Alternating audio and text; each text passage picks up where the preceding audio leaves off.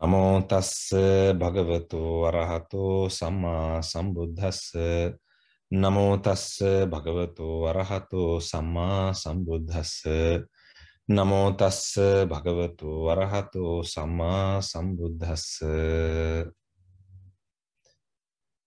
කතංච පන භික්ඛවේ භික්ඛු කායේ කායානුපස්සී විහෙරති ඉද භික්ඛවේ භික්ඛු අරඤ්ඤගතෝ වා රුක්ඛමූලගතෝ වා ශුඤ්ඤාගාරගතෝ වා නිසීදති පල්ලංකං ආභුජිත්වා උජුං කායං පනිදාය පරිමුඛං සතින් උපට්ඨපෙත්වා සෝ සතෝ අස්ස සති සතෝව පස්ස සති. සද්ධාවන්ත කාරුණික පින්වතුනි,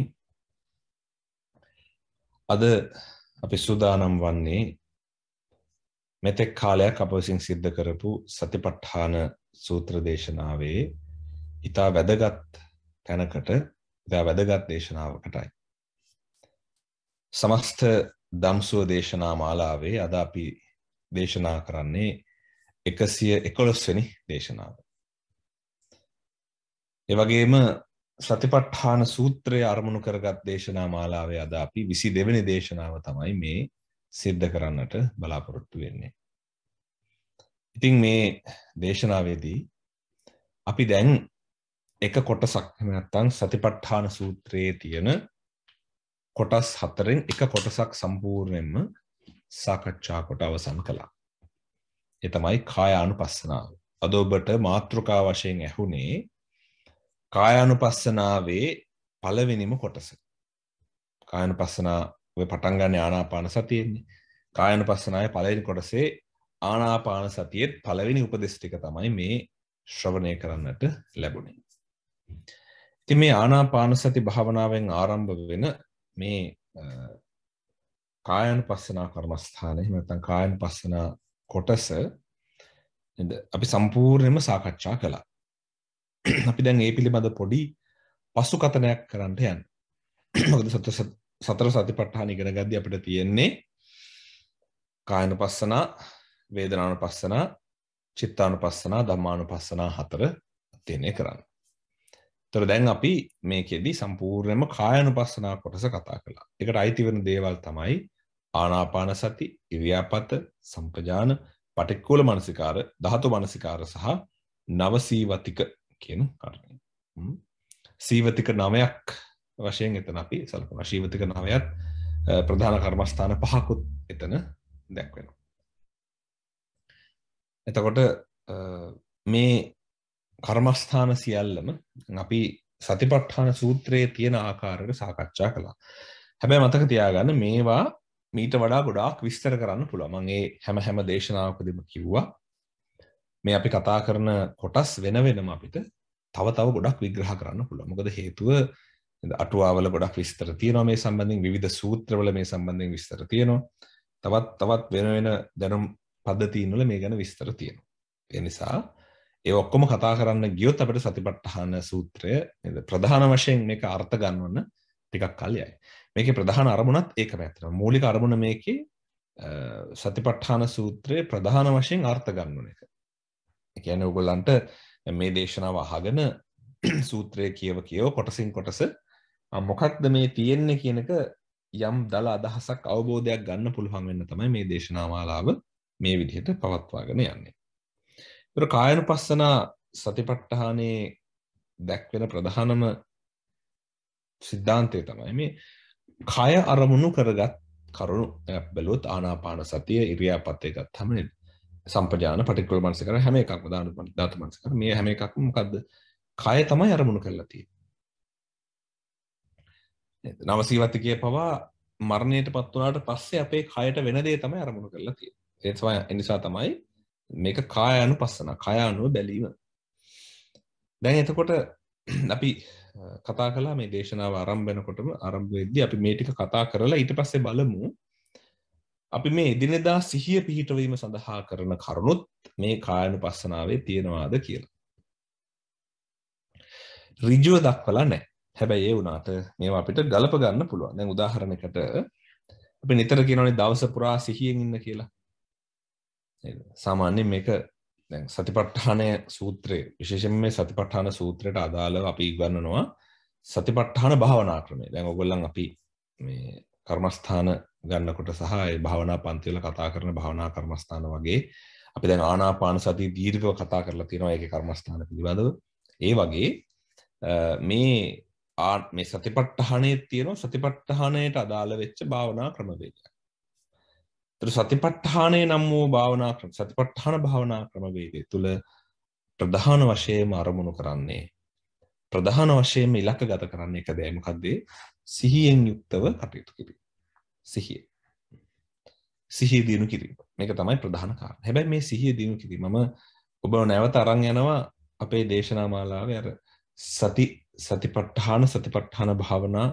සතිපට්ඨාන භාවනා ගාමිනී පටිපදා ආදී කරගත්ත සිහිය තියෙන ඒක තව ටිකක් ආපහු ගිහලා අහලා බලන්න. ඒ දේශනාවේ අපි කතා කළා මේ සිහිය කියන එක සම්බන්ධයෙන් ඇති වෙන ප්‍රභේද ගැන. මම එකලා කිව්වා. ආය අපි ඉස්සරහට මේක ඉස්සල්ලා කායानुපස්සනා කොටස අධ්‍යයනය කරලා දල අදහසක් අරගෙන නැවත මේක විමර්ශනය කරනවා. ඒකට පේනවා ඇති බැලුවම මේකේ තථාගතයන් වහන්සේ දක්වා තිබෙන කර්මස්ථාන ටික දක්වා තිබෙන ක්‍රමවේදයක් තියෙනවා. ඒක දැන් අපිට පැහැදිලියි. නේද? දැන් අපි අර සිහිය පිහිටුවීම ගැන නේද? ඒක ගැළපෙන තැන හොයාගන්න. එකක් තමයි ප්‍රධාන වශයෙන් මම පෙන්ලා දෙන්න තැන තමයි මේ ඉරියාපතේ. ඉරියාපතේ සහ සම්පජානය කියන දෙකේ ඕක තියෙනවා. මොකද සම්පජානෙත් තියෙනවා ගෝචර සම්පජාඤ්ඤ හිලයක් නැවත සතර සතිපට්ඨානෙට වැටීම.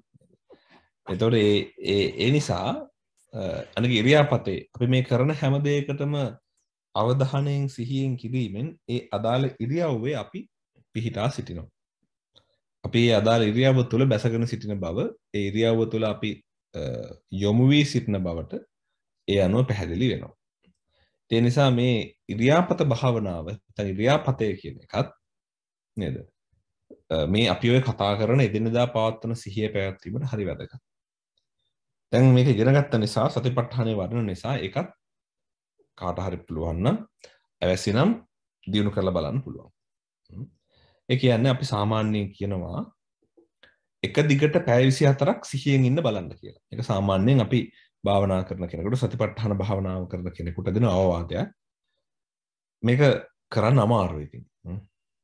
කෙනෙක් පොඩ්ඩක් ඒකෙන් යන්න පුළුවන් මේ පොඩ්ඩක් පසුගාමී වෙන්න පුළුවන්. අනේ මේක බෑ අපිට බෑ කියලා. එහෙම හිතන්න එපා. පැය 24ක් සිහියෙන් ඉන්න උත්සාහ කරන්න. නැත්නම් මුළු දවසම පුරාම සිහියෙන් ඉන්න උත්සාහ කරනකොට යම් මට්ටමක හෝ සිහියක් නේද පවතී. 24ම කරගන්න බැරි වෙයි. හැබැයි පැය 24ක්ම ඉලක්ක කරොත් පැයක් හරි අඩුම තරමේ කරගන්න පුළුවන්. පැයක්වත් භාවනාව සිහිය පැවැත්වීම කලේ නැත්තම් නේද? නේද? විනාඩියක්වත් ඔක කරන්න හම්බෙන්නේ නැහැ. ඒ නිසා අඩුම තරමේ අදහසක් ඇති කරගන්න. පැය 24ක් මම භාවනාව කරනවා. පැය 24ක් මම සිහියෙන් ඉන්නවා. එතකොට විශේෂයෙන් දෙයක් නැහැ. කරන හැම දෙයක්ම උදේ නැගිටට පස්සේ රැය වෙනකන් සිද්ධ කරන සියලුම දේවල් පිළිබඳව සිහියෙන් ඉන්න එච්චරයි. ඒවා දැනගෙන කරන්න. එතරම් තමයි ආරම්භ වෙන්නේ මේක. ඊට පස්සේ අපිට පුළුවන් ඒක ඉරියාපත වගේ කොටසකට සම්පජඤ්ඤ වගේ කොටසකට අරන් යන්න. හැබැයි මුලින් ආරම්භ වෙන්නේ එතන. මුලින් ආරම්භ වෙන්නේ මේ ඉරියාපත කියන එහෙම නැත්නම් මේ ඉරියව් පැවැත්වීම කියන කොටස. එහෙම නැත්නම් සම්පජඤ්ඤ පැවැත්වීම කියන කොටස. දැන් මම මේ කතා කරන්නේ අර පොදු විවාහාරය තුල සිහිය පිහිටුවීම කියන සාධකේ විතරයි. මේ කතා කරන්නේ මේ සතිපට්ඨාන සූත්‍රයේදී ගැහැරෙන සතිපට්ඨාන කායानुපස්සන සතිපට්ඨානයේ එන කාය මේ ඉරියාපත හෝ සම්පජඤ්ඤ ගැන නෙවෙයි. මේ කතා කරන්නේ පොදු විවාහාරය අපි සිහිය පිහිටවනවා කියන එක හරහා මේ සතිපට්ඨානේ වැඩෙනවාද කියන එකයි මේ කතා කරන්නේ. ඒතකොට මේ සතිපට්ඨානේ වැඩෙනවා පොදු විවාහාරය හරහා සතිපට්ඨානේ වැඩෙනවා. මොකද කොහොමද ඒක වෙන්නේ? ඒ හරහා අපි නේද අකුසල අරමුණක හිත පිහිටවන එක වළක්වලා කුසල අරමුණේ හිත පිහිට. මම කලින් එක කියලා තියෙනවා. මේ සිහිය කියන්නේ කවුද? දොරටු පාලයක් වගේ. අර නගර සූත්‍රය කියන්නේ නගරයේ දොරටු පාලය තමයි සිහිය. ඇයි? ඒ දොරේ ඉන්න කෙනා අදාළ අයට විතරයි නගර ඇතුළට එන්න දෙන්නේ. අනිත් අයට එන්න දෙන්නේ නැහැ ඇතුළට. එතකොට ඒක නේද? ඒ අනුව ඒ අනවශ්‍ය නැත්නම් හානියක් වෙන අයව අයින් කරනවා දොරටුපාලයා විසින්. එතකොට මේ කතාවේදී සිහිය තමයි අපේ දොරටුපාලයා. අකුසල් තමයි අයින් කරන්නේ. එතකොට මේ සිහිය පිහිටවන්න පටන් ගත්ත කෙනෙකුට දැන් අපිට තියෙන ලොකුම ප්‍රශ්නේ තමයි අපේ අකුසල් එනවා. අපේ අසිහිය නිසා අපේ එන අකුසල් අපි ගණන් ගන්නෑ. ඕන තරම් අකුසලේ වැඩෙත්වා කියලා අපි කටපියන් ඉන්නවා. මොකොත් ඔකර නොකර ඉන්නවා. සමහරට අපි අකුසල් කරන්න අකමැති නමුත් අකුසල එනවා අපි කරනවා අපි සිහිය පවත්වලා නැහැ එතෙන්ට නේද? අපි ඒක විනෝද වෙවි විඳ විඳ යනවා. හැබැයි සිහිය පිහිටවලා නැහැ. ඕන තරම් එක වෙන්න පුළුවන්. ඒ නිසා අකුසලයක් මතු වෙනකොට අපි ඒ මතුවන්නා වූ අකුසලයේ ස්වභාවය දැනගෙන මතුවන්නා වූ අකුසලයේ මූලය දැනගෙන මතුවන්නා වූ අකුසලය ප්‍රහාණය කරන්න එහෙම නැත්නම් අයින් කරලා දාන්න පුළුවන් වටපිටාවක් වාතාවරණයක් මානසිකත්වයක් සිහිය පිටව දෙනවා. දැන් මේක මිනිස්සුෙකුට කිව්වට තේරෙන්නේ නැහැ. මොකද හේතුව මේක කරලා ප්‍රතිඵලයක් ගන්න ඕන දෙයක් නේ.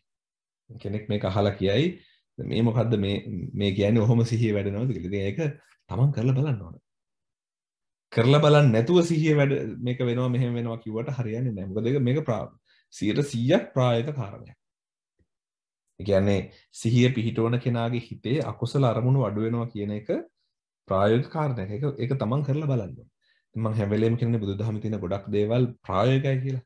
ඒක ප්‍රායෝගික වෙන්න අපි ඒක යොදලා බලන්න ඕන. එහෙම නැත්නම් මේකේ ප්‍රායෝගික භාවයක් හොයාගන්න හම්බෙන්නේ නැහැ අපිට. නේද? ඒක එක පැත්තක්. එතකොට ඒ හින්දා මේ දෛනිකව උදේ ඉඳලා රැ වෙනකන් සිහියෙන් ඉන්න පුරුදු කරලා පටන් ගන්න දැන් ඔය ගොඩක් අයට මම කලින් දැකලා කලිනුත් කියලා තියෙනවා මෛත්‍රී වගේ භාවනාවක් ඉගෙනුවාම මේකෙන් තරහ යන එක අඩු වෙනවා කියලා කිව්වහම සමහර විට මෛත්‍රී භාවනාව උගන්වන වෙලාවේ ඒ කෙනාට ඒක ලොකු විශ්වාසයක් නැහැ. හැබැයි එයාට තරහ තියෙන නිසා එයාට තරහ නැති කරගන්න ඕන නිසා එයා මෛත්‍රී භාවනාව වඩනවා. එතකොට ටික කාලයක් යද්දි පේනවා දැන් මගේ මෛත්‍රී නිසා වෙන්න ඇති දැන් ඉස්සරට වඩා තරහ යනවා අඩුයි මට. එහෙම පේන්න පටන් ගන්නවා. දැන් පෙරට වඩා මට තරහ යෑම අඩුයි කියලා පේනවා. එය මගේ මෛත්‍රී වේ හැකි කියලා කෙනෙක් අදහසකට පවා එනවා. එතකොට මේ දේම සිහියටත් වෙනවා. ඔබ පුරුදු කරලා බලන්න සිහිය සතිපට්ඨානය වඩනකොට මේ සිහිය පුරුදු කරනකොට මේ දේම අපිට වෙනවා. සිහිය පුරුදු කරන්න අපේ හිත වැඩිපුර දේවල් කෙරෙහි අවධානයෙන් ඉන්න පටන් ගන්නවා. ඔබ මේක අත්දකි ඔබේ හිතේ අවධානය ප්‍රබල බවට පත් වෙනවා. හිතේ අවධානය ප්‍රබල වෙන්න හිතේ අවධානය ස්ථාවර වෙන්න මොකද වෙන්නේ? අකුසලය එන එක අඩු වෙලා කුසල් වඩන එක වැඩි වෙනවා. ඒක නෙමෙයිද බුදුරන් වහන්සේ දේශනා කරපු මූලිකම මේ අවවාදය. සබ්බ පාපස්සා කරණං කුසලස උපසම්පදා. සියලු පව නවත්තන්න කුසල වඩන්න. සචිත්ත පරියෝදපණං ඒතම් බුද්ධාන ශාසන. තමන්ගේ හිත දමනය කරගන්න එක තමයි බුදුරන් වහන්සේගේ ශාසනය. කුසල් වඩලා අකුසල් ප්‍රහාණය කරලා හිත දමනය කරගැනීම. එතකොට ඒක අපි හැම වෙලේම කියන්නේ මේ සතිපට්ඨානය හරිම ප්‍රබලයි. සිහිය වැඩිම කෙලින්ම කුසලයේ වර්ධනය කරන්න. කෙලින්ම පොදුවේ විශාල ප්‍රමාණයක් කුසල ධර්මයන් වර්ධනය කරන්න. කුසල ධර්මයන් හිත පිහිටවන්න හේතුවක් වෙනවා. ප්‍රබලවම වෙන කාරණයක්. ඒක තමයි මේ කායානුපස්සන සතිපට්ඨානය ඇතුළු කරගත් සියලු සතිපට්ඨානයන්ගේ වෙන්නේ. දැන් කෙනෙක් අහන්න පුළුවන් මේ දෛනිකව සිහිය පිහිටවීම වෙන්නේ කායානුපස්සනාව හරහා විතරද? නෑ. මේ සිහිය පිහිටවීම කියන එක පින්වතුනි අපිට යොදන්න පුළුවන් ධම්මානුපස්සනාවටත්, චිත්තානුපස්සනාවටත්, වේදනානුපස්සනාවටත් ඕන එකට යොදන්න පුළුවන්. කියන්නේ දිනේ දවස පුරාම තමන්ගේ වේදනා ටික මෙනෙහි කරගෙන එක බල බල ඉන්නත් පුළුවන්. ගැටලුවක් නෑ. ඒක නිවැරදි. දවස පුරාම තමන්ගේ හිතේ ස්වභාවය මෙනෙහි කර කර ඉන්නත් පුළුවන්. ඒකත් නිවැරදි. දවස පුරාම තමන්ගේ වේදනාවෙන් ස්වභාවය බලන්නත් පුළුවන්. ඒකත් නිවැරදි. එතකොට අපේ දෛනිකව සිහිය පිහිටවනවා කිව්වහම ඕක අර ඉරියාපතෙන් වෙන්න ඕනේ නැහැ. එහෙම නැත්නම් අර අපි කතා කරන විදිහට මේ අතපය දිහා දැන් අර මම කලින් උදාහරණයකට කිව්ව කලන මතක ඇති නේද? අත තමන්ගේ අත විතරක් සිහිය අරගෙන අතට විතරක් සිහිය පිහිටුවන් ඉන්නවා අතේ චලන හොඳට බලාගෙන ඉන්නවා මොනවද කරන්න කියලා. නැත්නම් කකුලේ චලන විතරක් බලන් ඉන්නවා නැත්නම් හිසේ චලන විතරක් බලනවා මොකද ඒක කොටසක් අරන් ඒකේ චලන විතරක් බලනවා. එහෙම කරන ක්‍රමයකුත් තියෙනවා සමහර භාවනා ක්‍රමවේදවල. නේද? ඒ වගේ සමහර භාවනා ක්‍රමවේද දැන් අපි ලංකාවේ නම් භාවිතා කරන්නේ තායිලන්ත ක්‍රමයක් තියෙනවා වාඩි වෙලා තමන්ගේ අතේ චලනය දිහා අත හිතාමතා අත චලනය කරලා ඒ අතේ චලනය දිහා බලන් ඉඳලා භාවනා කරන ක්‍රමයකුත් තියෙනවා. ඔය වගේ ගොඩක් ක්‍රමවේද තියෙන භාවනාව ගත්තාම ලොකු ක්‍රමවේද ගොඩාක් තියෙනවා. එකිනෙකට වෙනස් එකිනෙකට වෙනස් වෙච්ච ක්‍රමවේද ගණනාවක් මේකේ තියෙනවා. එකක් දෙකක් නෙමෙයි ගණනාවක් තියෙනවා. ඒ නිසා මේ ඒ ක්‍රමවේදයන් දිහා බැලුවොත් අපිට පේන කාරණේ තමයි මේ භාවනාවක් දියුණු කරන කෙනෙකුට නේද ඔය ඕන එකක් පාවිච්චි කරන්න පුළුවන්. අද දවස පුරා සිහිය පිහිටවන්න ඉරියාපතේ භාවිතා කරනවා වගේම නේද? දවස පුරා සිහිය පිහිටවන්න වේදනානුපස්සනාව භාවිතා කරන්නේ. චිත්තානුපස්සනාව, ධම්මානුපස්සනාවත් භාවිතා කරලා අපි ඒ කොටස් කතා කරද්දී කතා කරමු. දැනට අපි කායानुපස්සනාව ගත්තාම දැන් ඔන්න එකක් තියෙනවා. ආනාපාන සතිය මෙහෙම කරන්න පුළුවන් එකක් නෙවෙයි. දැන් අපි මේ පොදු විශ්ලේෂණයක් නේ අරන් එන්නේ මේ කායानुපස්සනාව ගැන. ඒතර අපි එක එක විශ්ලේෂණ කරලා බලමු පළවෙනි එකේ ඉඳලා.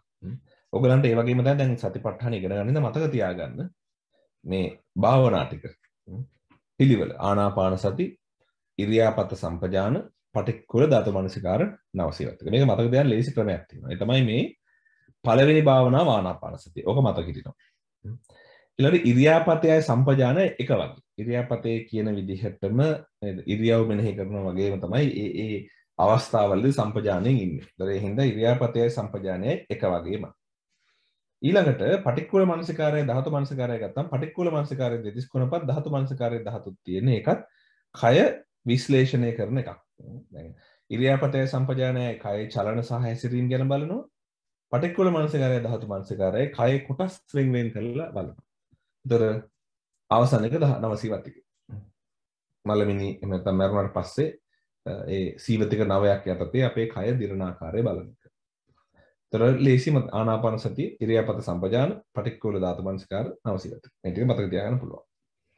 මේ මතක තියාගන්න දැන් මතක තියාගන්න දැන් අපි මේව විශ්ලේෂණය කරලා බලමු මේ එක එක කොටස් මේ විදිහට අපි අධ්‍යයනය කරනකොට මේ විදිහට අපි දියුණු කරනකොට ඇත්තටම අපේ මේ අනුපස්සනාව දවස පුරා පවත්වන්න පුළුවන්. පළවෙනි එක තමයි නේද ආනාපාන සතිය. ආනාපාන සතිය නම් නේද පැහැදිලිව ඒ උපදේශයේම තියෙනවා උජුං කායම් පනිදාය පරිමුඛං සතින් උපට්ඨපෙත්ත. අපිට ඒ විදිහට කරන්න බෑ. ඒකට ඍජු කයක් පවත්වන්න වෙනවා. සිහිය පෙරට කර තබා ගන්න වෙනවා. ඊළඟට දැන් මේ ආනාපාන සති භාවනාව ගත්තහම ආනාපාන සතියේ දැන් කතා කරපු සිහිය පෙරට කොට තබා ගැනීම. මේක අර නේද වාඩි වෙලා ඉන්න ඉරියව්වක කරන්න වෙන නිසා නේද මේක හැමදා මුළු දවස පුරා පවත්වන්න බෑ මුල් අවදිය හැබැයි ඉස්සරහට යනකොට ඒක දියුණු වුණාට පස්සේ ඒක වෙනස් වෙනවා මුල් අවදියේදී අපිට ඒක කරන්න බෑ හැබැයි අනිත් ඔක්කොම භාවනා විශේෂයෙන් මෙනෙහි කරන ඒවා නිසා ඒවා පුළුවන් හැබැයි ඒකෙත් නවසීවතිකේ ගැටලුවක් තියෙනවා මොකද අරමුණක් කරන්න ඕන නිසා හැබැයි ප්‍රායෝගිකව ගත්තහම ඉරියාපතේ සම්පජානයේ පටික්කුල මනසිකාර සහ ධාතු මනසිකාරයේ දවස පුරා සිහිය පවත්වන්න පුළුවන් භාවනාව. ඒකෙනුත් ඉතින් ධාතු මනසිකාර සහ පටික්කුල මනසිකාර ටිකක් සීමා සහිත වෙනවා. මොකද ඒක යම් දැනුමකට සාපේක්ෂ වෙන නිසා යම් දැනුමකට සීමා වෙන නිසා ඒ දැනුමත් ඒ මෙනෙහි කිරීමත් අවශ්‍ය වෙන නිසා එදිනදා කටයුතු කරනකොට යම් තැනකදී යම් ආකාරයක බාධාවක් එල්ල වෙන්න පුළුවන්. කෙනෙක් ඇහුවොත් වඩා සුදුසු මොකද්ද කායानुපස්සනා ක්‍රමවේද ඔක්කොගෙම දවස පුරා සිහිය පිහිටවන්න කියලා අපි යෝජනා කරන්නේ ඉරියාපතේ හරි සම්පජාන්නේ හරි තමයි. ඒක තමයි ඔය දවස පුරා සිහිය පිහිටවන කයට සිහිය පිහිටුවාගෙන ඉන්න ඉරියව් වලට සිහිය පිහිටුවාගෙන ඉන්න චලන වලට සිහිය පිහිටුවාගෙන ඉන්න ක්‍රමවේද ගොඩාක් ප්‍රසිද්ධ වෙලා තියෙනවා. එතකොට ඒ ඉරියව් වල අභ්‍යන්තරික ස්වභාවය මනින අභ්‍යන්තරික ස්වභාවය විශ්ලේෂණය කරන නේද සම්පජාන වගේ කොටස් පිළිබඳවත් නේද ප්‍රසිද්ධියක් ඇවිල්ලා තියෙන ඒවා බොහෝ අය පුහුණු කරන්නේ ඒ නිසා තමයි. ඒ නිසා මේක දවස පුරා කරන්න පුළුවන් කාරණයක්. ඒතකොට ඉරියාපතේ ගැන දැන් අපි කතා කරා කොහොමද සම්පජානය මේකට දාගන්නේ. ඉරියාපතෙන් අපිට පැහැදිලි දැන් ඒ ඉරියව් කෙරෙහි දවස පුරා කරන දේවල් කෙරෙහි හොඳ සිහියෙන් ඉන්නවා. මේක මහ ලොකු දෙයක් නෙමෙයි. බොහොම සරල කාරණයක්. එකම දේ තමන් අදිෂ්ඨානයෙන් මෙච්චර කාලයක් පැය 24ක් වේවා. පැය 10ක් වේවා 12ක් වේවා යම් කාලයක් තමන් අදිෂ්ඨාන කරගන්න. උදේ 6ට පටන් ගත්තා අද හවස 6 වෙනකම් මම සතිපට්ඨානයෙන් සිහිය යුක්තව වාසය කරනවා. මම අදිෂ්ඨාන කරගෙන ඉඳලා බලන්න. කරලා බලන්න මොකද වෙන්නේ කියලා. එහෙම එකපාර නෙමෙයි සතියක් දෙකක් තුනක් විතර එක දිගට කරලා බලන්න. එතකොට තමන්ට වෙනසක් තේරෙනවා. අමතක වෙද්දී ආයෙ මතක් කරගන්න. අමතක වෙද්දී ආයෙ මතක් කරගන්න. සිහියෙන් ඉන්න මම ඕන කියලා හැම වෙලේම මතක් කරගන්න. ඊළඟට සම්පජානනය ගැන ගත්තාම මේකට නුවණ එකතු කරන එක මේ සිහියෙන් ඉන්න එකට නුවණ එකතු කරන එක තමයි වෙන්නේ. ඒතකොට දැන් අපි ඉගෙන ගත්තනේ සාර්ථක සම්පජානනය, සප්පාය සම්පජානනය, ගෝචර සම්පජානනය, අසමෝහ සම්පජානනය. එතකොට මොකද වෙන්නේ? මේ සිහියෙන් ඉන්න පුද්ගලයා මේ සම්පජන්න ඒ මොහොතේ භාවිතා කරනවා. දැන් මේ භාවිතා කරනවා කියන්නේ වචන හතර කියවින්න එහෙම නෙමෙයි. මේ වැරදියට ගන්න එපා. ඒ කියන්නේ ඇස් දෙක පියාගෙන සාර්ථක සම්පජානනය, සප්පාය සම්පජානනය, ගෝචර සම්පජානනය, අසමෝහ සම්පජානනය කී එහෙට මෙහෙට ඇවිදින්නේ නැහැ. එහෙම නෙමෙයි කරන්නේ. මේක අපි ඒ අවස්ථාවවලදී සුදුසු පරිදි නුවණ යොදන්න. මේක උගන්වන්න පුළුවන් කාරණයක් නෙමෙයි. ප්‍රායෝගිකව තමන් දැන් සම්පජාන හතර දන්නවනේ. නැත්නම් අපෝ යන්නේ දේශනාවට ඒක අහන්න. සම්පජන්‍ය සුදුසු පරිදි තමන් ජීවිතයේ දවස ගත කරනකොට යොදන්න ඕනේ. මේක තමයි ටිකක් අමාරු. ඒකයි මම කියන්නේ මේ සම්පජන්‍ය කියන්නේ ප්‍රඥාව කොටස. නේද? සම්පජන්‍ය කියන එක නුවණ අවශ්‍යයි. ඒතර මේක පිටිපස්සේ ඉඳලා කෙනෙක් මෙහෙමයි කරන්න කියලා ඔබට විස්තර විචාර ලියලා දීලා ඒ වචන ටික අනුගමනය කිරීමක් වෙන්නේ නැහැ. එක ඒ අදාළ කරන මූලයන් හරහා ඉදිරියට ටිකෙන් ටික අපි වර්ධනය කරගන්න ඕනේ. ඒතර මේකෙදී අපි දන්නවා මේ සම්පජන්‍ය කියන කොටස පවත්වනකොට එහෙම නැත්නම් මේ සම්පජන්‍ය කියන කාරණය දිනු කරනකොට කෙනෙක් එයා ඒ අවස්ථාවට අදාළව තමන්ගේ නුවණ මෙහෙවන්න දක්ෂ වෙන්න ඕනේ. දැන් උදාහරණයකට දවස පුරා සිහිය පිහිටවන් ඉන්නවා කෙනෙක්. එහෙම ඉන්නකොට එයාට අදහසක් එනවා හිතට දැන් මම මේ සිහිය පිහිටවන ක්‍රියාවලිය නවත්තලා වෙන මොකක් හරි කරන්න ඕනේ. ඒක ආපු ගමන් එයාගේ සාර්ථක සම්පජන්‍ය ක්‍රියාත්මක කරලා නෑ. ඒ දේ කරත් සිහිය පිහිටවගෙන කරමු කියලා අන්න නුවණින් ඒක හැලෙනවා. කෙනෙක් එහෙම ආවට පස්සේ කෙනෙක් හිතනවා මෙන්න මේ වගේ මට අසනීපෙකුත් නම් තියෙන හැබැයි කමන්නේ මම මේ දේ කරනවා. එතකොට මට මේ නේද මම වෙන දෙයක් වෙන මම මේක කරනවා. එතකොට මොකද වෙන්නේ? අර තමන්ගේ තියෙන සාර්ථක සම්පජන්‍ය තමයි එතනදී නැති වෙලා යන්නේ. සාර්ථක සම්පජන්‍ය නැති වෙලා යනවා. මොකද සප්පාය සම්පජන්‍ය නැති වෙනවා. මොකද හේතුව එයා දන්නවා යට සප්පාය දේවල්. එයා අසප්පාය දෙයක් පිළිබඳව යම් ආකාරයක අධ්‍යයනයක් කළොත් යසප්පාය දෙයක් ගැන යම් ආකාරයක මේ භාවිතයක් කළොත් මොකද වෙන්නේ? එයාගේ භාවනාවට ඒක ලොකු හානියක් වෙනවා. මොකද එයාගේ භාවනාව කඩාකප්පල් වෙනවා. එයා දන්නවා. අන්න ඒ වගේ මේ නේද? අදාළ තැනට අදාළ විසඳුම් බුද්ධිමත්ව යොදන්නට මේ දවස පුරා සිහිය පිහිටවමින් ඉන්න පුද්ගලයාට හැකියාව තියෙන්න ඕනේ. ඒතර ඒක තමයි සිහිය පිහිටවීම සම්බන්ධයෙන් ප්‍රධාන වශයෙන් මේ කර්මස්ථාන ටිකේ විග්‍රහය. අපි දැන් කෙටියෙන් ආය බලාගමු. මොකද අපි දැන් මේවා අධ්‍යයනය කරගෙන ආපු නිසා කෙටියෙන් බලාගෙන යමු.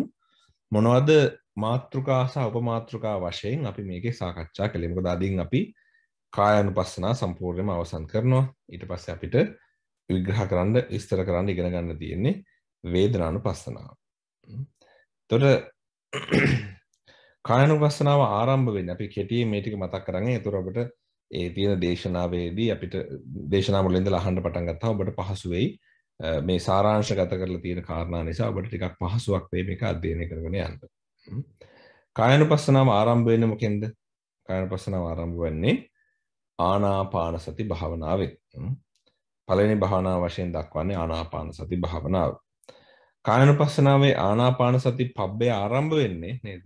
මේ නිසීදති පලංකං ආභුජිත්වා උජුං කායම් පනිදාය පරිමුඛං සතින් උපට්ඨපෙත්වා කියන තැන.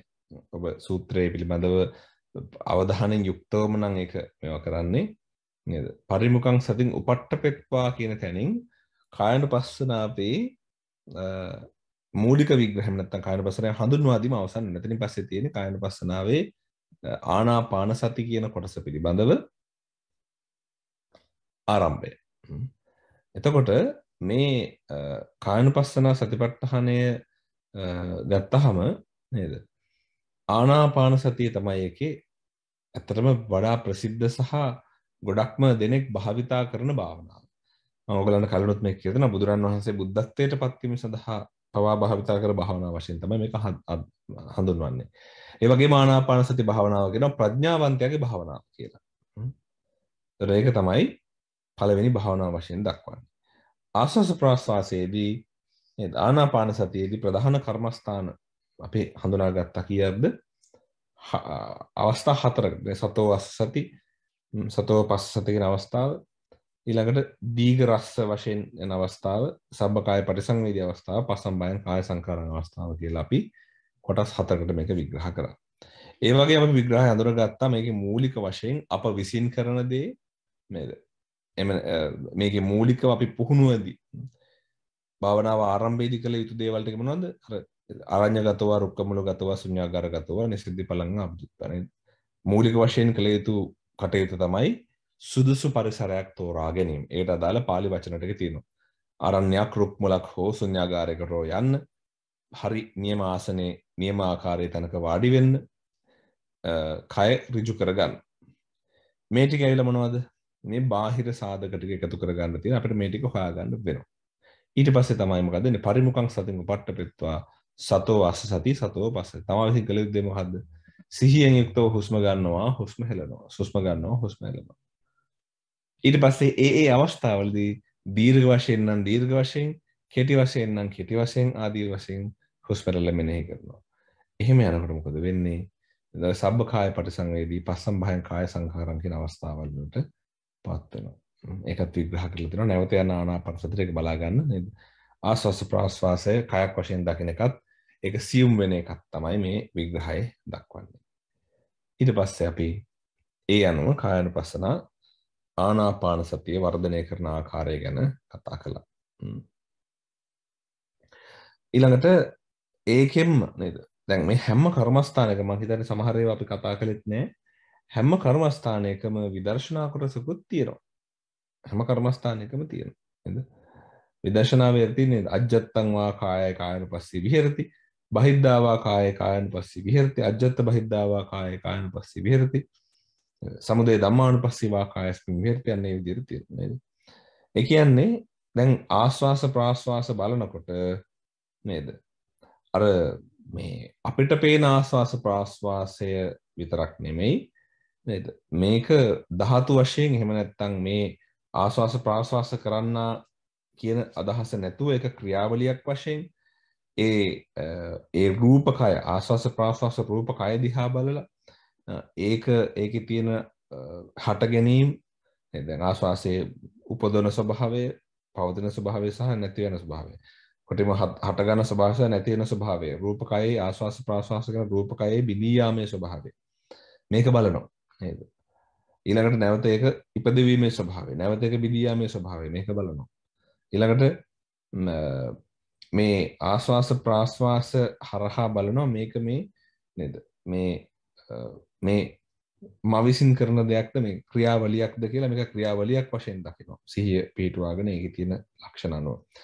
ඊළඟට මේ අනුව ආස්වාස ප්‍රාස්වාස අනුව අජ්ජත් වහිද්ද වශයෙන් නේද? බාහිර සහ අභ්‍යන්තර කියලා දෙකක් වෙන වෙනම බලලා අන්තිමේට නේද? එහෙම නැහැ. මේ අජ්ජත් බාහිද්ද කියන දෙකම මේ ආනාපාන සති කයේ ස්වභාවය බලනවා. හට ගැනීම වශයෙන් සමුදය බලනවා. නැසීම වශයෙන් නිරුද්ධ වීම දකිනවා. හට ගැනීම නැසීම දෙකම එකට බලන සමුදය ධම්මානුපස්සීවා කායස්මින් විහෙරති කියන්නේ. සමුදය වය ධම්මානුපස්සීවා කියලා කියන්නේ. එතකොට ඇතිවීමත් නැතිවීමත් දෙකම මේ දෙක බලනවා. එතකොට තමයි එහෙම භාවනා කරන අත්තිකායතිවා 50 සතිපට්ඨපට්ඨ. එහෙම කරනකොට තමයි සිහියෙන් මොකද වෙන්නේ? තමන්ගේ ඒ අදාළ කරන ඥානය නැත්නම් විදර්ශනාවට අදාළ කරන ඥානය මතුවලා නේද? නචකින්චි ලෝකේ උපාදී මේ කිසිවකට ඇලෙන්නේ නැතුව නොඇලී ඉන්න පුළුවන් ස්ථාවරත්වයේ යනුව උපාදානස්කන්ධය කෙරෙහි සංස්කාර ලෝකයේ කෙරෙහි මම මගේ මාගේ කියන තණ්හා දිට්ඨි දෙකෙන් තදින් අල්ලා ගන්නේ නැහැ. එතකොට ඒ විදිහට තමයි භාවනා යෝගියේ රූපකයේ රූපය අනුව බලමින් වාසය කරන්නේ කියලා. මොකද ආනාපාන සතිය කියන කනේ ආස්වාස ප්‍රාස්වාස කියන රූප කයක්නේ. රූපකයේ රූප අනුව බලමින් වාසය කරනවා. ඒක තමයි ආශ්වාස ප්‍රාශ්වාසයේ අපි ආනාපාන සතිය සරල විග්‍රහ කරලා තියෙන විදර්ශනා කොටස. ඒක එතනින් පටන් අරගෙන යනවා. එතකොට දැන් මම මේ කොටස් මතක් කරනවා කෙටියෙන්. මොකද මේවා අපි දීර්ඝව කතා කරලා තියෙනවා. ඔබට ආයෙ ගිහිල්ලා මේ දේශනාව අහලා බලන්න පුළුවන්. මේ පොඩි මතක් කිරීමක් කරන්න. නේද? ඊට පස්සේ අපි ආනාපාන සති භාවනාවෙන් ඉරියාපත කොටස ඉගෙන ගත්තා. ඉරියාපත කොටසේ මොකද කියන්නේ නේද? පුණජ පරම්පික්කවේ විකු ගච්ඡන්තවා ගච්ඡාමිති පජානාති මතක ඇතිනේ තිතෝ වටිතෝ මිහිදි පජානාති ආදී වශයෙන් හැම ඉරියව්වක්ම මෙනෙහි කරන්නට විස්තර කරා. ඒක තමයි සිහිය පිහිටවන ක්‍රමය. ඊට පස්සේ මේක කතා කරා චිත්තක්‍රිය වාය ධාතුව හරහා එහෙම නැත්නම් මේ හැම ක්‍රියාවක්ම සිද්ධ වෙන්නේ කය අභ්‍යන්තරයේ තිබෙනා වූ සතර මහා ධාතුවේ වෙනස්කමක් කියලා සලකලා ඒ අනුව ඉරියාපත අපිට මොකද කරන්න පුළුවන්? විදර්ශනා මට්ටමට වර්ධනය කරන්න පුළුවන් භාවනාවක් කියන එක අපි ඉගෙන ගත්තා නේද? ඒ විදර්ශනා මට්ටමටම අරන් යන්න පුළුවන් එකක් මේක. එතනින් තමයි මේක ඉදිරියට දියුණු කරන්න පුළුවන්කම ලැබෙන්නේ. ඒතර ඒ හින්දා ඒ ගැන අවධානය යොමු කරන්න. ඒක තව ටිකක් හොඳට අධ්‍යයනය කළ බලන්න. ඔබ මේක ගොඩාක් ප්‍රයෝජනවත් වෙන භාවනාවක්. විශේෂයෙන්ම ආරම්භක කෙනෙකුට ආනාපාන සතිය වගේ අමාරු නම් ඉරියාපතේ ගොඩාක් ප්‍රයෝජනවත් ඔබ උත්සාහ කළ බලන්න ඔබට ගොඩාක් ප්‍රයෝජනවත් ඉරියාපතේ භාවනාව හරිම කරන්න හරි පහසු භාවනාවක්. ආරම්භ කරන්න පහසු භාවනාවක්. පොඩ්ඩක් උත්සාහ කරලා බලන්න. විශේෂයෙන් Tamanට ගොඩක් භාවනා ක්‍රම පිළිබඳව හොඳ අවධානයක් අවබෝධයක් නැත්නම් අපිට අමාරු නම් ගොඩක් භාවනා කරන අමාරුවට මම ඉරියාපතේ යොමු කරනවා කරන්න කියලා ඒක ගොඩක් ප්‍රයෝජනවත් වේවි.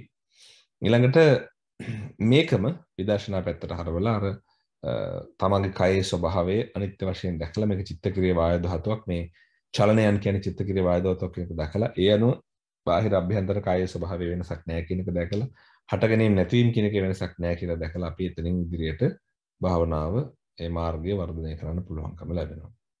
ඊළඟට සම්පජඤ්ඤ කොටස තුන්වෙනි භාවනාව වශයෙන් තියෙන සම්පජඤ්ඤ කොටස. ඒ කියන්නේ නුවණින් යුක්තව ඥාණයෙන් යුක්තව අර කියන ක්‍රියාපටිපාටියේ හිත පවත්වාගෙන සිටීම නේද? ඉදිරියට ඇවිදලා පිටිපස්සට ගියත් නේද? අනිත් හැම ආදී කටයුත්තකදීම සිහියම වාසය කරනවා. එහෙම නැත්නම් නුවණින්ම වාසය කරනවා. සිහිය සහිත නුවණින් වාසය කරනවා. නුවණ සහිත සිහියෙන් වාසය කරනවා. ඒක තමයි ඒකේ කාරණේ නේද? එතකොට මේ විදිහට බලුවා මොකද වෙන්නේ? අපිට මේක වර්ධනය කරන්න පහසුයි. මොකක්ද ඒකේ විග්‍රහය ඊට වඩා ටිකක් බෙදෙනවා. මොකද මේක හතරකට බෙදෙනවා නේද? සම්පජන්‍ය වශයෙන් ගත්තම අපි කතා කරා මනාකොට මේක දැනගන්නවා, විශේෂයෙන් දැනගන්නවා, ප්‍රභේද වශයෙන් දැනගන්නවා නේද? පරිපූර්ණ වශයෙන් දැනගන්නවා, තමන් විසින් මේක දැනගන්නවා, තමා විසින් විශේෂයෙන් දැනගන්නවා ආදී වශයෙන් මේ හැම ලක්ෂණයක් ගැනම, හැම ධර්ම කරුණක් ගැනම හොඳ අවබෝධයකින් යුක්තව, ඥානයකින් යුක්තව භාවනා කරන එක තමයි එතනදී විග්‍රහ කරන්නේ. ඊළඟට අපි එනවා සම්පජඤ්ඤ කියන කොටසට. සම්පජඤ්ඤ කියන කොටසට එනකොට සාත්තක සම්පජඤ්ඤ මේ සම්පජඤ්ඤ කොටසේ කොටස් හතරකට එනකොට සාත්තක සම්පජඤ්ඤ, සප්පාය සම්පජඤ්ඤ, ගෝචර සම්පජඤ්ඤ සහ අසම්මෝහ සම්පජඤ්ඤ කියන හතර අපි විග්‍රහ කළා. අර්ථයේ සලකා තමන් භාවනාවේ යෙදීම, සප්පාය අසප්පාය තමන්ට ගැළපෙන නොගැළපෙන දේවල් දිහා බලලා ඒ අනුව භාවනාවේ යෙදීම, ගෝචර සම්පජඤ්ඤ නැවත සතිපට්ඨානයට යෙදීම, අසම්මෝහ සම්පජඤ්ඤ තමයි මේ ප්‍රඥාවෙන් යුක්තව මූලාවටපත් නොවි භාවනාවේ යෙදීම. මේ සරල විග්‍රහයක්. මේක ඊට වඩා විශේෂ විග්‍රහයන් කීපයක් අපි ඉදිරිපත් කළා. ඒ ටික ආය අධ්‍යයනය කරලා බලමු. මතක නම් ඔබට මේ දේවල් ආය මතක් වෙයි. ඊට පස්සේ අන්තිමේට මේකෙත් නේද? ආලෝකිතේ විලෝකිතේ සම්පජානකාරී හෝති. තව ගොඩක් දේවල් තව විස්තර කරනවා. මොකද්ද? ඉදිරිය බැලුවත්, පසුපස බැලුවත්, කොහෙ බැලුවත් අර අපි කලින් කියපු ටික ආයෙත් ඒ විදිහටම ගෝචර භාවයෙන් යුක්තව යා භාවනාවේ දියුණු කරනවා. ඊළඟට මේක විපස්සනාවට නගනකොට ස්කන්ධ ධාතු ආයතන ආදී අරමුණු කරගෙන මේ නුවණින් යුක්තව හැසිරෙනා වූ පුද්ගලයා නුවණින් යුක්තව මේ සියලු කොටස් පිළිබඳ විමසන්න පටන් ගන්නවා. අර කලින් කිව්ව විදිහටම ඒකේ අභ්‍යන්තර බාහිර ස්වභාවය පිළිබඳව, හට ගැනීම නැතිවීම පිළිබඳව නේද? මේ කොටස් සියල්ල පිළිබඳ එයා අධ්‍යයනය කරන්නට යම් අවකාශයකට මේක යොමු කරන්නට එයා දියුණු කරන්නට එයා පටන් ගන්නවා. එතනින් තමයි ඊළඟට තියෙන්නේ පටික්කුල මනසිකාරය. පටික්කුල මනසිකාරය කියලා කිව්වේ අසුභ භාවනාව. අපි සාමාන්‍යයෙන් කතා කරන අසුභ භාවනාව තමයි ඊළඟට අපිට දෙන හතරවෙනි භාවනා ක්‍රමවේදය. පටික්කුල මනසිකාරයේ කතා කළේ මම විශේෂයෙන්ම කිව්වා අප්‍රිය භාවයට පත් වෙන්න නේද? ජුගුප්සා ජනක ස්වභාවයට පත් වෙන මට්ටමට පත් වෙන්න එපා. මොකද එතකොට ඒක ගැටීමක් නේද? අපි අර දැන් අපි නවසීවතික එහෙම කතා කරද්දි කතා කරා. නමුත් මේ මුලින්ම භාවනාවක් කරන කෙනෙකුට ඒ ගැටීම ගැලපෙන්නේ නැහැ. මුලින්ම භාවනාවක් කරනකොට මේ මූලික වශයෙන් තියෙන නොයල්මේ ස්වභාවය ගැලපෙන්නේ නැහැ. ඉතින් ඒ නිසා ඒ මුලින් භාවනා කරන කෙනෙක් නිකම් බලන්න ඕනේ කොහොමද මේ තියෙන ලක්ෂණ, මේ කොහොමද මේ තියෙන පොඩි පොඩි මේ භාවනා ක්‍රමවේදයට අදාළ කරගත්ත මේ මූලික ලක්ෂණ ටික කොහොමද අපි ක්‍රියාත්මක කරන්නේ? මේ ලක්ෂණ ටික කොහොමද වර්ධනය කරන්නේ? කියන්නේ ඒකේ කයේ ස්වභාව මම කිව්ව ඉස්සල්ලාම එක ලේසි දෙයක් තමයි මේ ඒ හැඩතල සහ වර්ණ සහිතව අසුභ භාවනාවේ තියෙන ස්වභාව ටික බලන්න. එතනින් පටන් ගන්න. ඒක තමයි ලේසිම වැඩේ. අසුභ භාවනාව කරන කෙනෙක් නම් ඔබ මේ භාවනා ක්‍රම ඔක්කොම ඉගෙන ගත්තට ප්‍රශ්නයක් නැහැ. මොකද ඔබට ඒතර කැමති එකක් එක යොදා ගන්න පුළුවන්. ඒතර අසුභ භාවනාව කරනකොට විශේෂයෙන්ම තියෙන්නේ ඒ ලක්ෂණ ටික පොඩ්ඩක් මතක තියාගන්න. හැඩතල ටික. ඒ අනුව සිහිය පිහිටවන්න පුළුවන්. හැඩතල වලට ලක්ෂණ වලට සිහිය පිහිටවල එතනින් මේක දියුණු කරන්න පුළුවන්. ඊට පස්සේ අපිට ඒ අනුකූලව ඉතින් වෙන තව ටිකක් හිත ස්ථාවර වුණාම අපිට මේකේ අසුභ ස්වභාවය, පිළිකුල් ස්වභාවය, පටික්කුල ස්වභාවය ඒක අධ්‍යයනය කරනකොට වැරද්දක් නැහැ. හැබැයි මුලින්ම පටන් ගන්නකොට එපා. එතකොට ඔබට ඒ හරහා අප්‍රියජනක ස්වභාවයක් ඇවිල්ලා භාවනාව නීරස වෙලා නේද? හිතේ ප්‍රඥාව භාවනාව වෙනවට වඩා ගැටීම වැඩෙන්න පුළුවන්. එහෙම වෙනවා. එහෙම වැඩුණොත් ඔබට භාවනාව එපා වෙනවා, භාවනාව කරගන්න අමාරු වෙනවා, අපහසුතාවයට පත් වෙනවා. ඔබට භාවනාව ඊට පස්සේ නීරස විෂයක් බවට පත් වෙනවා. එතෙන්ට යන්න එපා. අසුබේ නම් ඉතින් මම හිතන්නේ බොහෝම ලේසි විපස්සනා ගැන අපි කතා කරා ඇත්තටද අසුබේ විපස්සනාවට හරවනකොට අපිට පේනවා මේ අසුබ කොටස් දිහා බැලුවහම මේ පැහැදිලිවම නේද මේ කය අපි කයක් කියලා සැලකුවාට මේක මේ මහා විශාල කොටස් ගොඩක් එකතු වෙලා ඒවත් මහා අප්‍රසන්න වූ කුණප කොටස් ගොඩක් උඩ අපේ මේ කය තියාගෙන ඉන්නේ. ඒතර මේ කයේ ඇත්ත ස්වභාවය අපි මොන විදිහට මේක බැලුවත් මොන විදිහට සාධාරණීකරණය කරන්න උත්සාහ කළත් අපි මේ කුණු ගොඩත් අරන් තමයි හැමතැනම යන්නේ. මේ කුණප කොටස් ඒ කියන්නේ එක කුණප කොටසක්වත් නෑ මේකේ අපිට අපේ කයින් වෙන් කරලා නේද වාජනයක දාලා ටික කාලයක් තියාගෙන හොඳයි කී ඉන්න. මේ හැම කුණප කොටසක්ම අපේ කයින් වෙන් වෙච්ච ගමන් අපිටම අප්‍රිය බවට පත් වෙනවා. අපිම අප්‍රිය ස්වභාවයට ඒ කුණප කොටස් පත් කර ගන්නවා. ඒ නිසා මේක ගැන හොඳ අධ්‍යයනයක් කරන කෙනෙකුට ඒකම විදර්ශනාවක්. කියන්නේ යාට තමන්ගේ කයේ තියෙන අස්තිර භාවය කයේ තියෙන මේ කය එක කොටසක් නෙවෙයි මේ කොටස් ගොඩක එකතුවක් මේක අස්තිරයි කියන ස්වභාවයම ඒ ටිකම හොඳටම ප්‍රමාණවත්. ඒ ටිකෙන්ම අපිට ලොකු දෙයක් දියුණු කරගන්න පුළුවන්. ඒ ටිකෙන්ම අපිට ගොඩාක් ස්ථාවරයක් හදා ගන්න පුළුවන් විශේෂයෙන්ම විදර්ශනාවක් පැත්තේ. විශේෂයෙන්ම කවුරු හරි විදර්ශනාවක් කරන්න පටන් ගන්න කැමති කෙනෙක් ඉන්නවනම් නේද? විදර්ශනා ගැන ලොකු අවබෝධයක් නැත්තම් මේ වගේ එකක් හරි පහසුයි. ගොඩක් අය කියනනේ විදර්ශනාවද අපි විදර්ශනාව ආරම්භ කරන්නේ ගොඩක් වෙලාවට විවිධ කොටස් අධ්‍යයනය කරලානේ. ධාතු වශයෙන්, ඉන්ද්‍රිය වශයෙන්, ස්කන්ධ ආයතන ධාතු වශයෙන් කොටස් ටික වෙන් කරලා ශරීරය දිහා බලලානේ. ඒකට හොඳ ආරම්භයක් ගන්න පුළුවන් මේ අපි කතා කරන ධාතු මනසිකාර කොටස් ටික. මොකද හේතුව මේ ධාතු මනසිකාර කොටස් ටික දිහා බැලුවහම මේ ධාතු මනසික මේ පරික්කෝල මනසිකාර දිහා බැලුවහම මේකේ සරලව අය දැන් ඉන්ද්‍රිය ගැන ගත්තොත් අපිට ඉන්ද්‍රිය ටික පෙනුනට ඒවට අරමුණු සහ මනස ඒවා පේන්නේ නැහැනේ. එතකොට අපි ස්කන්ධ පංචකය ගත්තත් අපිට ඒක දැකලා නෙමෙයි අපි ඒක අර සද්ධාව නිසා බුදුරණන් වහන්සේ දේශනා කරපු ක්‍රමයේ පිළිපදිනවා. ඊළඟට අපි ආයත ධාතු ගත්තත් නේද අපිට ධාතු යම් මට්ටමකට විද්‍යමාන නමුත් අපි ඒක අපි මතු කරගෙනනේ ගන්න. හැබැයි මෙතනදී පැහැදිලිව අපිට මේ කුණප කොටස් 32 තියෙන බව අපි හොරිටම දන්නවා. ඒකේ අස්තිර බවක් දන්නවා. මේ කුණප කොටස් එකිනෙක වෙන් කරාම අපි මේ කතා කරන සත්වයා පුද්ගලයා ඒ කෙනා නැති බවත් අපි දන්නවා. අපි කොටස් ටික වෙන වෙනම තැන් තැන් වලට කඩලා දැම්මොත් නේද? ඒ කඩලා දාපු කොටස් ටික දිහා වෙන් කරලා බැලුවාම ඒක වෙන් වශයෙන් පේන බව අපිට නේද? අපිට එතන අපි දකින සත්වයා මේ ගේ ස්වභාවය අපිට මේ විදිහට පේන්න තියෙනවා. ඒ හින්දා අපි අසුභ භාවනාව හොඳ තැනක් ඒකට අදාළ කරන මූලික තොරතුරු ටික ගවේෂණය කරගන්න සහ දියුණු කරගන්න. ඊළඟට අපි මේකේ ඊළඟ කොටස මොකද්ද? ධාතු මනසිකාරය. ධාතු මනසිකාරය නේද?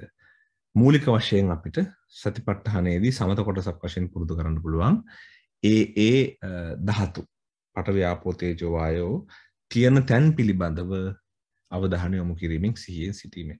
හැබැයි ඊට වඩා මේක ප්‍රධාන වශයෙන් ප්‍රබලව විපස්සනාවක් වශයෙන් මම කලින් කතා කරේ දැන් ටිකකට කලින් කතා කළේ මේ කායानुපස්සනා කොටස් ගැන.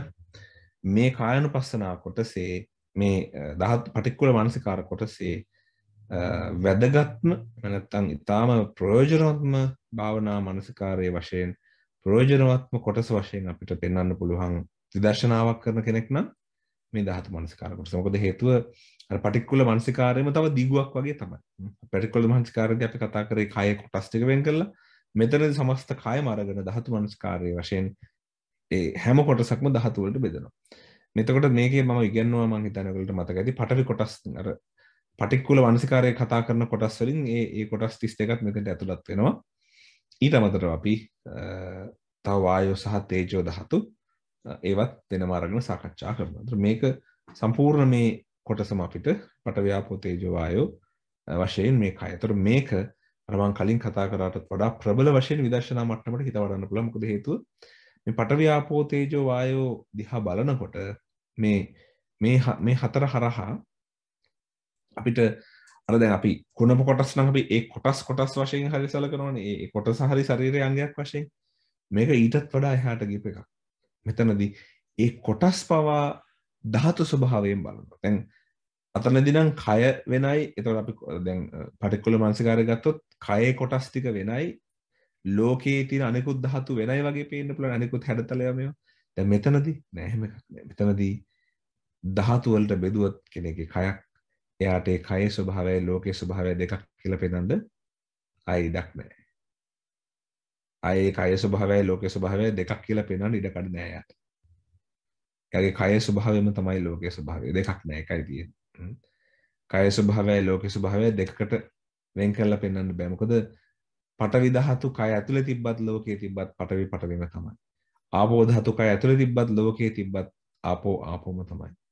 තේජෝ ධාතු ඇතුලේ තිබ්බත් පිට තිබ්බත් තේජෝම තමයි. වායෝ ධාතු ඇතුලේ තිබ්බත් පිට තිබ්බත් වායෝම තමයි. ඒතර මේ පඨවි ආපෝ තේජෝ වායෝ කියන මේ ධාතු කය අභ්‍යන්තරයේ තිබුණා වේවා, කයෙන් බාහිරව තිබුණා වේවා, කොහෙ තිබ්බත් මේ ධාතු ස්වභාවයයි. එතකොට අන්න අර කලින් කතා කරා විදර්ශනාවෙන් අපිට මෙතන නේද පුද්ගල සංඥාවකට එහා ගියපු ධාතු ස්වභාවයක් ඒ අනුව විද්‍යමාන වෙනවා. ඒ අනුව ඒක පැහැදිලි වෙනවා. ඒක තමයි ඒකේ ස්වභාවය. ඒ නිසා අපි ඒ අනුව හොඳට විදර්ශනාවට හොඳ කර්මස්ථානයක් මේ අපි කතා කරන කායනුපස්සනාවේ තියෙන මේ ධාතු මනසිකාර කියන කොටස. ඊළඟට අවසානයෙන් අපි කර්මස්ථාන 9ක් ඒ තමයි නව සීවතිකේ. නව සීවතික අපි ගිය සතියේ කතා කළා, මෙන්න විග්‍රහ කළා. මිය ගියාට පසු ශරීරයක් නේද ස්වභාවිකව තිබ්බොත් දැන් හිතන්න එපා මිය ගියාට පස්සේ දැන් මේ අද කාලේ ඔහොම කරන්නේ නැහනේ. අද කාලේ මෙහෙම මේ රසායන ද්‍රව්‍ය භාවිතා කරලා අපේ කය එක විදිහකට තියාගෙන ඉන්නවනේ. ඒතර ඒකත් එතනත් ඔක අපිට යොදන්න පුළුවන්ද? එහෙම නැත්නම් කවුරු හරි කෙනෙක් මේ අදාළ මෘතදේහය වල දැම්මොත් හරි එහෙම නැත්නම් ඒ මෘතදේහ පිච්චුවොත් හරි මේ දේවල් වෙනවද? එතෙන්ට යන්න අවශ්‍ය නැහැ. මොකද හේතුව මේ කතා කරන්නේ අපේ ශරීරයේ ස්වභාවිකව සොහනක දැම්මොත් මොකද වෙන්නේ එච්චරයි. අපේ ශරීරයේ ස්වභාවිකව සොහනක දැම්මොත් මොකද වෙන්නේ? එතකොට ශරීරය මැරුණට පස්සේ මොකොත් නොකර නිකන් හිටියොත් මොකද වෙන්නේ? එච්චරයි.